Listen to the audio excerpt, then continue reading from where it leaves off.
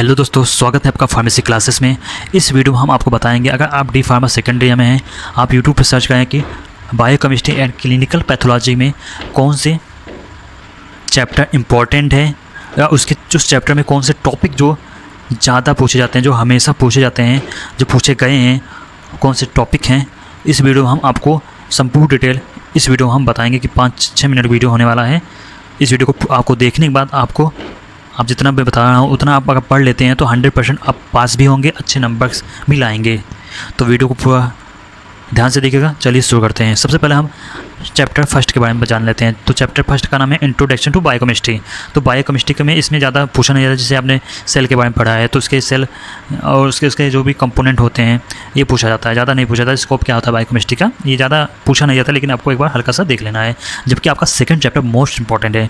Second chapter हो गया आपका, हो गया प्रोटीन, हो गया लिपिड, हो गया ये 3 चैप्टर हो गया और कुछ चैप्टर मैं बताऊंगा आगे। तो ये 3 चैप्टर आपका बहुत इंपॉर्टेंट है। जैसे कार्बोहाइड्रेट में आपको इसमें कुछ भी नहीं छोड़ना है, हर चीज़, हर एक टॉपिक को आपको पढ़ के जाना है। चाहे उसका कार्बोहाइड्रेट डिफिनेशन हो गया, क्लासिफिकेशन हो गया, या मोनोसेकार्ड हो गया जिसमें मोनोसेकार्ड आ गया, डाइसेकार्ड आ गया, पॉलीसेकार्ड आ गया क्लासिफिकेशन में। इसके बाद आपका क्वालिटेटिव टेस्ट इसका पूछा जाता है। बायोलॉजिकल रोल क्या होता है कार्बोहाइड्रेट का, ये आपका मोस्ट इंपॉर्टेंट, इसको आपको पढ़ के जाना है। इसके बाद आता है प्रोटीन देख सकते हैं। इसमें भी कोई टॉपिक है नहीं जो नहीं पूछा जाता है।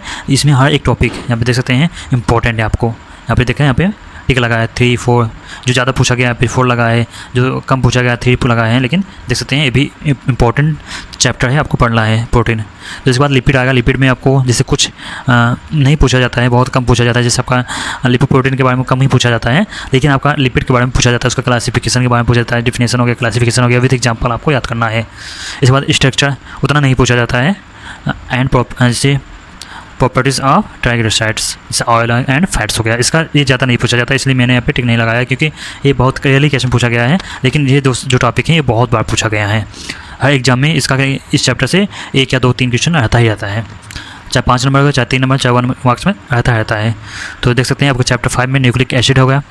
न्यूक्लिक एसिड अब में आपको क्या पढ़ना है, ज़्यादा आपको डिफिनेशन पढ़ लेना है। इसके बाद डिफिनेशन में कौन से प्यूरिन हो गया, पाइरिमिडीन हो गया, बेसिस हो गया।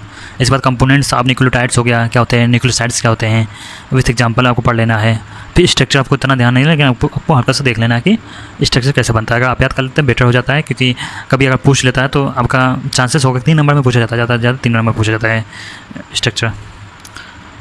तो आपको ये 2 टॉपिक को अच्छे से पढ़ के जाना है। तो आपका आ जाता है 6th चैप्टर में एंजाइम, जो एंजाइम चैप्टर है।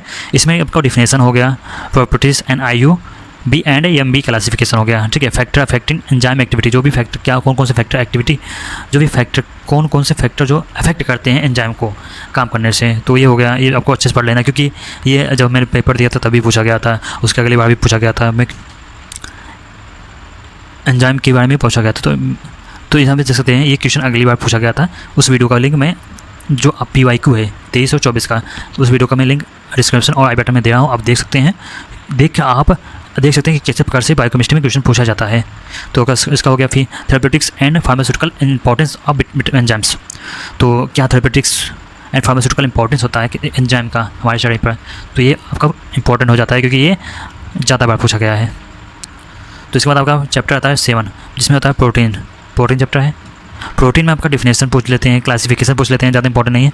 लेकिन यहाँ पे देख सकते हैं, यहाँ पे अंडरलाइन लिखाया गया है deficiency disease of fat and water soluble vitamins.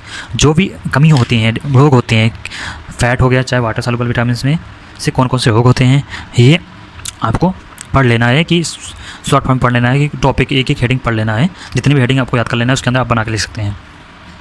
तो यहाँ पे आपका 7th चैप्टर खत्म हो जाता है। फिर ऐसे आता है 8th चैप्टर। 8th चैप्टर ज़्यादा इंपॉर्टेंट है नहीं, लेकिन इसमें आपको बहुत दिमाग लगाना पड़ेगा, क्योंकि ये मेटाबॉलिज्म में होता है। इसमें ज़्यादा क्या होता है, स्ट्रक्चर नहीं पूछा गया, लेकिन साइकिल पूछा जाता है, स्टेप बाय स्टेप पूछा जाता है। जैसे ग्लाइकोसाइड का हो गया, TCA साइकिल हो गया। ठीक है, इसमें आता है और आता है मेटाबॉलिज्म ऑफ लिपिड के बारे में पूछा। जैसे यहाँ पे कार्बोहाइड्रेट के बारे में पूछ लिया कि TCA साइकिल क्या होता है, ग्लाइकोलिसिस क्या होता है। ठीक है, इस बात आप लिपिड के बारे में पूछ लेता है, मेटाबॉलिज्म ऑफ लिपिड। जैसे बीटा ऑक्सीडेशन हो गया फैटी एसिड का, ये पूछा जाता है। पाल्मिटिक एसिड हो गया, ये आपका आ जाता है। एमिनो एसिड में क्या पूछा जाएगा आपका, ज़्यादा ट्रांसमिनेशन पूछा जाता है, डीएमिनेशन पूछा जाता है। यूरिया साइकिल आपका इंपॉर्टेंट है, आपको पूछा जाता है। के बाद आता है बायोलॉजिकल ऑक्सीडेशन हो गया, इसमें सभी इंपॉर्टेंट है आपका। अगला चैप्टर आता है चैप्टर 9, जिसमें मिनरल्स पूछा जाता है। मिनरल्स में आपको पढ़ लेना है, क्योंकि ये आप पढ़ लेंगे तो आपके लिए बेटर होगा, क्योंकि ये डेली लाइफ में यूज होता है, तो इसको आपको पढ़ना ही पड़ेगा। आप चाहे एग्जाम के लिए पढ़े चाहे जिसके लिए पढ़े, लेकिन आपको ये डेली एग्जाम में, ये डेली लाइफ में यूज होता है, तो इसको पढ़ लेंगे आसानी से आपको याद हो जाएगा।